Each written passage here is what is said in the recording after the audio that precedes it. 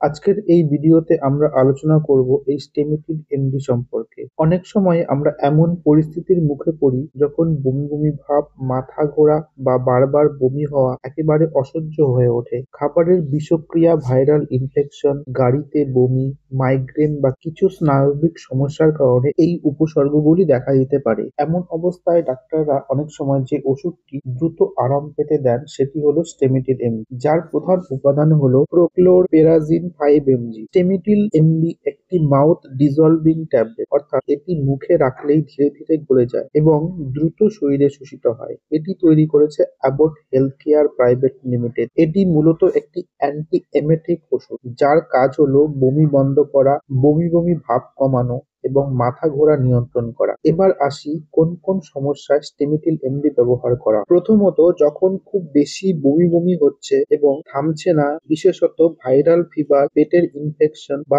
Poisoning এর কারণে, তখন ডাক্তাররা এই ওষুধটি দিয়ে থাকেন। দ্বিতীয়ত, যারা গাড়িতে উঠলে মাথা ঘোরে বা বমি বমি ভাব হয় তাদের ক্ষেত্রে এটি ব্যবহার করা হয়। অনেক সময় মাইগ্রেন অ্যাটাকের সময় প্রচন্ড বমি হতে পারে, সেক্ষেত্রে এই ওষুধ কিছুটা আরাম দেয়। এছাড়াও ভেতরের কানের সমস্যার কারণে যারা ভার্টিগোয় ভোগেন, মাথা ঘোরা সঙ্গে বমি, তাদের ক্ষেত্রেও এটি কার্যকর।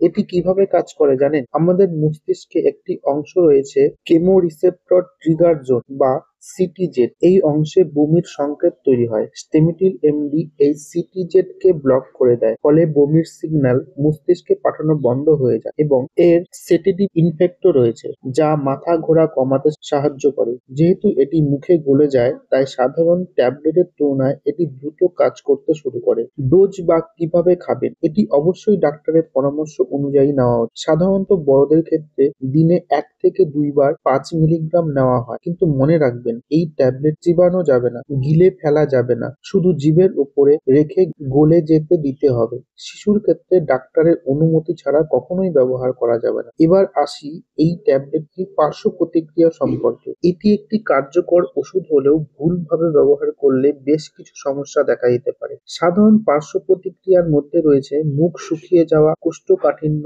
মাথা ঝিমঝিম করা, ঘুম ঘুম লাগা এবং মাঝে মাঝে মাথা ভার লাগা। তবে গুরুতর সাইড এফেক্টও হতে পারে, যেমন মাসল স্টিফনেস, মুখ শক্ত হয়ে যাওয়া, অস্বাভাবিক হাত পা কাঁপা, চোখ উল্টে যাওয়া, অতিরিক্ত স্লিপনেস বা হাঁটতে অসুবিধা হওয়া। এই ধরনের উপসর্গ দেখা দিলে সঙ্গে সঙ্গে চিকিৎসকের সাহায্য নেওয়া অত্যন্ত জরুরি। এবার দেখে নিন কারা এই ওষুধ একদমই খাবেন না।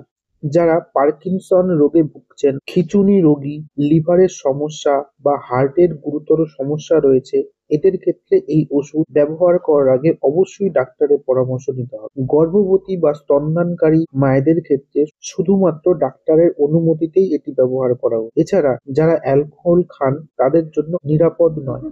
স্টেমিটিল এমডি খাওয়ার পর ভারী যান চালানো ঠিক নয়, কারণ এটি ঘুম ঘুম ভাব তৈরি করে। ওষুধটি অবশ্যই বাচ্চাদের নাগালের বাইরে রাখতে হবে এবং অবশ্যই 30°C কম তাপমাত্রায় সংরক্ষণ করে রাখবেন। এটি একটি শিডিউল এইচ ড্রাগ, অর্থাৎ প্রেসক্রিপশন ছাড়া বিক্রি করা যাবে না। এটি শক্তিশালী ওষুধ, তাই যত্রতত্র ব্যবহার করলে বিপদ হতে পারে। শেষ কথায় বলি, স্টেমিটিল এমডি সত্যি একটি কার্যকর ওষুধ, বিশেষ করে যখন বমি, মাথা ঘোরা অত্যন্ত কষ্টদায়ক হয়ে ওঠে। তবে এটি কোনো রোজকার ওষুধ নয়।